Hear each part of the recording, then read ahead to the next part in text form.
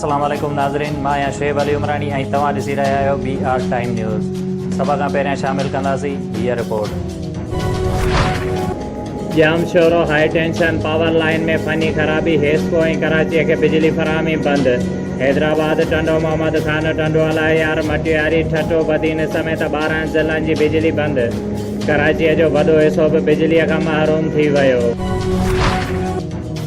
महांगाई सटियल अवाम मथां हिकु भेरो ॿीहर बिजली किराइण जूं तयारियूं। नेपरा बिजलीअ घर में ₹1.37 फी यूनिट वाध जी मंज़ूरी ॾेई छॾी।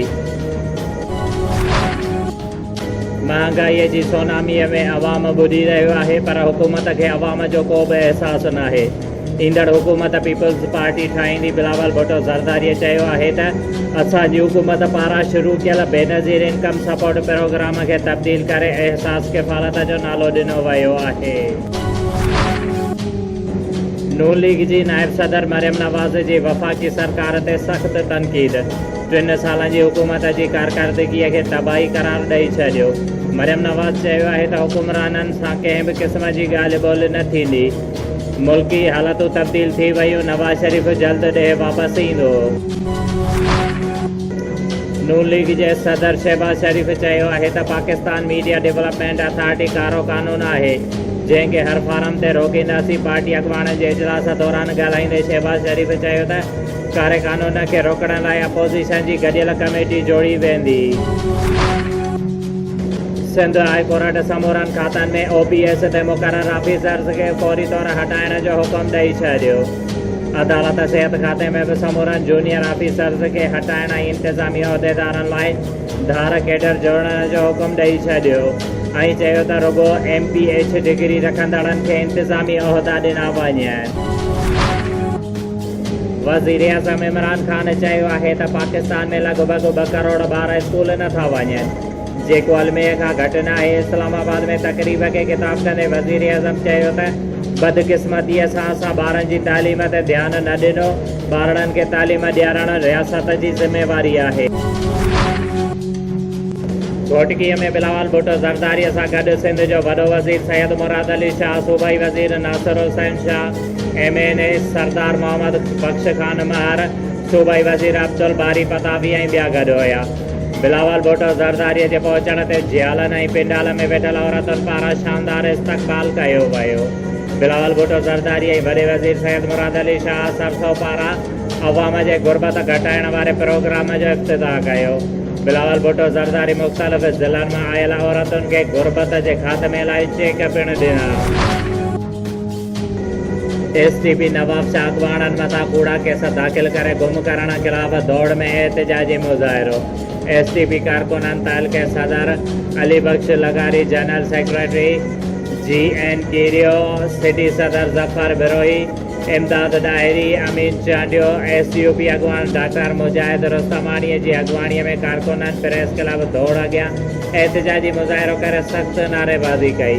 हुननि मीडिया सां ॻाल्हाईंदे चयो त सिंध एक्शन कमेटीअ पारां बेरिया टाउन सिंध मथां धारियुनि जी लोध ख़िलाफ़ हलंदड़ राब्ता मुहिम जी रैली दौड़ शहर अची रही आहे त नवाब शाह में मलक रियाज़ जे वंगारनि अॻवाननि मथां हमिलो कयो। नवाब शाह पुलिस सियासी वंगार वहंदे उल्टो वरी कूड़ा केस दाख़िल करे गिरफ़्तारियूं शुरू करे ॾिनियूं आहिनि। STP नवाब शाह अॻवान शाहनवाज़ कीरियो, रुस्तम शाह, वकार मला, आकिब डायरी, जावेद उनड़ हैदराबाद हाई कोर्ट मां कूड़नि केसनि जी ज़मानत मंज़ूर कराए वापसि नवाब शाह घर वञी रहिया हुया त उन्हनि खे रस्ते तां गुम कयो वियो आहे। नवाब शाह इंतिज़ामिया क़ौमी कारकुननि ख़िलाफ़ वठ पकड़ शुरू करे छॾी आहे। सियासी कार्रवाइयूं बंदि करे कूड़ा केस दाख़िल करे असांखे कंहिं बि सूरत में ख़ामोश नथो करे सघिजे। हुननि मुतालबो कयो त अॻवाननि मथां कूड़ा केस ख़तमु करे खेनि फौरी तौर आज़ादु कयो वञे। शहजाद कोट पुलिस पारां बिना जवाज़ शहीद भुट्टो जे कारकुननि जी गिरफ़्तारी ख़िलाफ़ मोरो में पीपल्स पार्टी शहीद भुट्टो पारां प्रेस क्लब अॻियां एहतिजाजी मुज़ाहिरो कयो वियो, जंहिंजी अॻवानी ज़िले नौशर फिरोज़ जो जनरल सेक्रेटरी मोहम्मद सालेह चांडियो, ख़ालिद हुसैन खोसो, गुलाम रसूल आलमानी, असगर ज़रदारी, सज्जाद कोकर ऐं ॿिया करे रहिया हुया। मोरो शहर जे इमाम बारगाह भरिसां गवर्नमेंट मैन प्राइमरी स्कूल में DO primary Syed Mumtaz Ali Shah, school headmaster Farzana Parveen, मेमोमारी स्कूल हेडमास्टर ज़ख्मी, टीचर्स जो एहतजाजी मुज़ाहिरो। इंसाफ़ जो मुतालबो स्कूल जे टीचर्स जो चवण हुयो त HM जो असां सां अणढंगो रवैयो रहियो आहे। हू हर वक़्तु असां ते बादशाही हुकुम हलाए थी। संदसि मुड़ुस बि हिते अची असां सां बदतमीज़ीअ सां पेश थो अचे। असांखे इंसाफ़ फराहम कयो वञे ऐं हेड मिनिस्ट्रेट खे हटायो वञे। ऐं ॿी सूरत में इल्ज़ाम हेठि आयल हेड मास्तरियानी चयो त ड्यूटी वक़्तु मोबाइल फ़ोन जे इस्तेमाल ते मना करण ते मूंखे कुझु मास्तरियाणियुनि हमसवा थी रूम में बंदि करे छॾियो। वाक़े जी इंक्वायरी करे इंसाफ़ फराहम कयो वञे।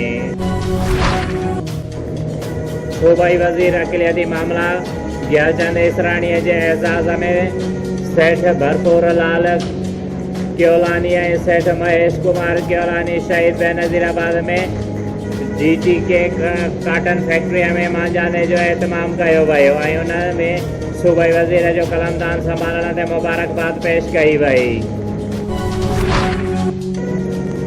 डिप्टी कमिश्नर शहीद बेनज़ीराबाद आमिर हुसैन पंवर चयो आहे त अवाम खे सिहत जूं सहूलतूं फराहम करण लाइ हर मुमकिन क़दम खयां वञनि ऐं उन सिलसिले में कंहिं बि क़िस्म जी लापरवाहीअ खे हरगिज़ बर्दाश्त न कयो वेंदो। अहिड़नि ख़्यालनि जो इज़हार हुन जे डिप्टी कमिश्नर जी चार्ज संभालण खां पोइ माउ ऐं ॿार जे सिहत मर्कज़ नवाबशाह जे दौरे दौरान इस्पताल इंतिज़ामिया सां ॻाल्हाईंदे कयो। हुन वधीक चयो त माउ ऐं ॿार जे हिन सिहत मर्कज़ खे मिसाली बणाइण लाइ डॉक्टर ऐं पैरामेडिकल अमलो पंहिंजा फ़र्ज़ ध्यानदारीअ सां अदा करे त जीअं मासूम ज़िंदगियुनि खे बचाए सघिजे। ॻोठ दिलावर ख़ान सोलंकी UC जलबाणीअ में औरत उमरा ख़ातून ऐं संदसि पुटु शाहिद अली जेके ॻोठ दिलावर ख़ान में सरेआम फ़हाशी अॾो हलाए रहिया आहिनि। ॻोठाणनि जे मना करण बावजूदि बि उहे पंहिंजे कम खां बाज़ न पिया अचनि ऐं ॿुधायो पियो वञे त उहे पुराणे दौर खां वठी उहो फ़हाशी अॾो हलाईंदड़ आहिनि, जंहिंजे ख़िलाफ़ ॻोठाणनि अॻ में बि एहतजाज कयो ऐं कोर्ट में पिणु केस दाख़िल करायो ऐं आला इख़्तियारनि ॾांहुं पिणु उन ख़िलाफ़ क़दम खणण लाइ लिखत में लेटर बि ॾिना विया आहिनि। उन ई ख़िलाफ़ अञा ताईं का बि कार्रवाई अमल में नाहे आई, न ई का हिते इलाइक़े जी पुलिस उन्हनि मथां को एक्शन खयो आहे। ऐं ॿुधायो पियो वञे त सानिया शेख जेका बिरिया रोड फतेहपुर जी रहवासण आहे, जेका उन फ़हाशी अॾे ते उन ख़ुदि कम में हिसेदार आहे ऐं हिकु ॿी नामालूम औरत पिणु उते शामिलु हुई। जॾहिं BR टाइम न्यूज़ जी टीम उते पहुती त सानिया शेख ऐं नामालूम औरत फ़रार थी वियूं। समूरे वाक़े थियण बैदि शाहिद अली जेको फ़हाशी अॾे जो मालिक जो पुटु आहे, उहो BR टाइम न्यूज़ जे रिपोर्टर सैफल सोलंकीअ जे ऑफिस में पहुची उन मथां हमिलो करण जी कोशिशि कई ऐं उन खे मौतमार धमकियूं पिणु ॾिनियूं। ऐं जॾहिं त उहो पिणु चयो त पुलिस खे असां रिश्वत ॾींदा आहियूं, अहिड़े कम जी पुलिस असांखे कुझु बि नथी करे सघे। पुलिस असांजे खीसे में वेठी आहे। वधीक मालूमात हासिल कंदासीं सैफल सोलंकीअ जी हिन रिपोर्ट में। रिपोर्टर मोहम्मद सैफल ॻोठ दिलावर सोलंकी में हिकु पुराणो फ़हाशी अॾो हलंदड़ आहे ऐं उन ते अॼु असां खुफ़िया हिकिड़ो छापो जे दौरान उन घर में वञी रहिया आहियूं। ॾिसूं त उन में औरत ऐं मर्द आहिनि या न आहिनि।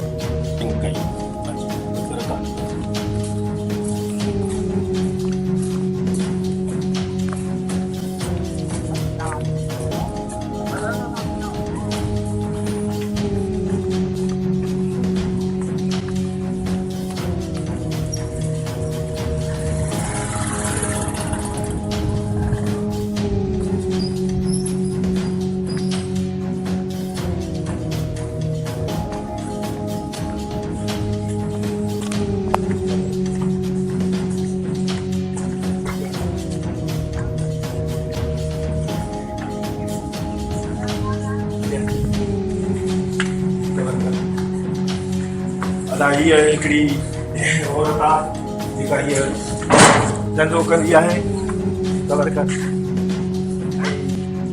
हीअ असां पुराणे हिकिड़े इंसाफ़ सां आया ऐं सदाई हिन ते ईंदी आहे पई। वातो किथां किथां जी माइटी आहे?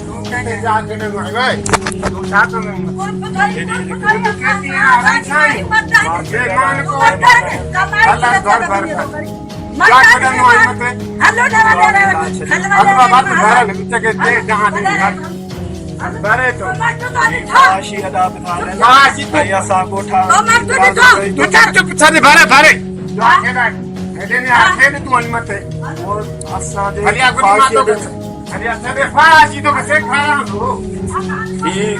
वञी वञे बि थी धंधो कयूं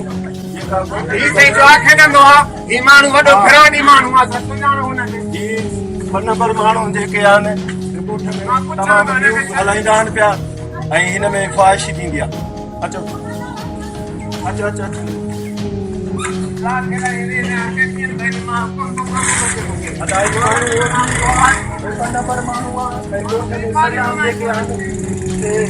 धंधा कंदड़ आहिनि हिननि ते अॻु में बि केस थियो आहे पर हीअ माण्हू नथा मोड़नि ॾाढा जबरदस्त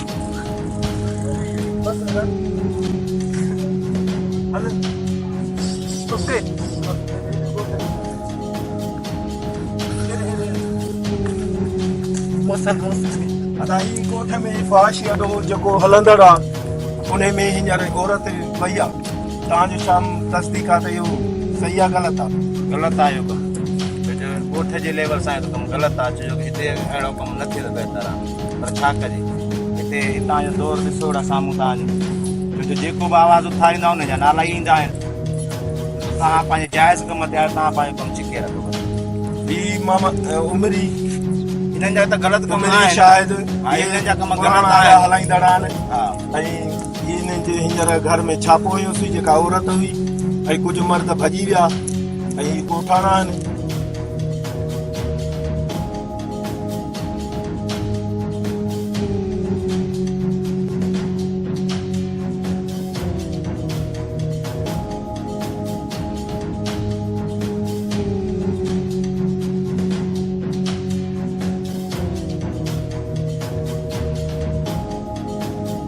जीअं त हीअ प्रेस क्लब ते हीअ सभु ॻोठाणा आया जेके सुबुह सां BR टाइम न्यूज़ उमिरी ऐं शाहिद जे फहाशी अॾे ते छापो हुयो जंहिंमां हिकिड़ी लड़की हिकिड़ी छोकिरी ऐं ॿिया कुझु माण्हू नाम मालूम भॼी फरार थी विया जंहिं असांखे धमकियूं बि ॾिनियूं ऐं अणवणती ॻाल्हियूं बि कयूं जंहिंमें बाद में ॻोठाणा प्रेस क्लब ते पहुता उन्हनि जो छा चवणो आहे त इहो कीअं जाइज़ कमु आहे नाजाइज़ आहे अचो त ॻोठाणनि खां पुछो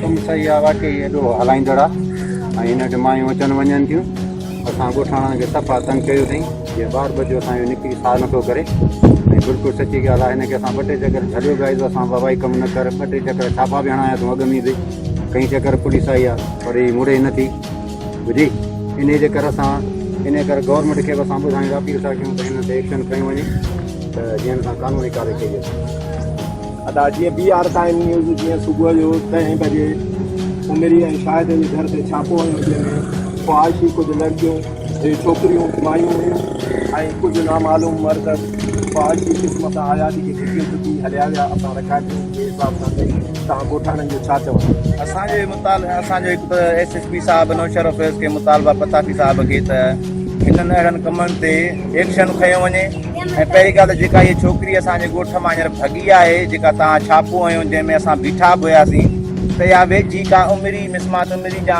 शायदि जी का वेझी अज़ीज़ जा मिट माइट कान्हे का हीअ फहाशी अॾे में तव्हां छापो बिल्कुलु दुरुस्त आहियो आहे को बि कानूनी एक्शन खणे तव्हां असां सां हर मुमकिन में तव्हां सां गॾु आहियूं तव्हां प्रेस वारा खां अदा इहो ॻोठ जे लिहाज़ सां सही आहे या ग़लति आहे बिल्कुलु तव्हांजो कमु जाइज़ आहे ग़लति कमु को बि कोन्हे को ऐं इन ॻाल्हि ते असां बि ख़ुशि आहियूं जो तव्हां हिन क़दम में असां तव्हां सां क़दम गॾु मिलायो वञासीं अदा जीअं त इहे ॻोठाणा प्रेस क्लब ते पहुता ऐं सुबुह वारे छापे ते हिननि कुझु पंहिंजा वीचार ऐं कुझु एहतजाज कयो जेको असां रिकॉर्ड कयो जेको असां IG में शहीद बेनज़ीर आबाद ऐं SSP नौशार फिरोज़ कयूं अब्दुल कयूम पताफ़ी खे ऐं हद जे भिरिया SHO खे असां ही रिकॉर्ड करायूं था जंहिंमें असांजे कैमरामैन ऐं न्यूज़ रिपोर्टर मोहम्मद सैफ़ खे कई क़िस्म जूं धमकियूं बि ॾिनियूं ऐं इन छापे जे दौरान कई मुज़ामत ऐं असां ते धमकियूं बि ॾिनियूं महिरबानी करे असां कानून खां अपील था कयूं त ॻोठाणनि जे एहतजाज ऐं असां प्रेस रिपोर्टर जे हिसाब सां असां अपील था कयूं त हिननि ते कानूनी एक्शन कयो शोएब अली उमराणीअ खे ॾींदा इजाज़त वधीक ख़बरुनि ऐं अपडेट्स लाइ ॾिसंदा रहो BR टाइम न्यूज़।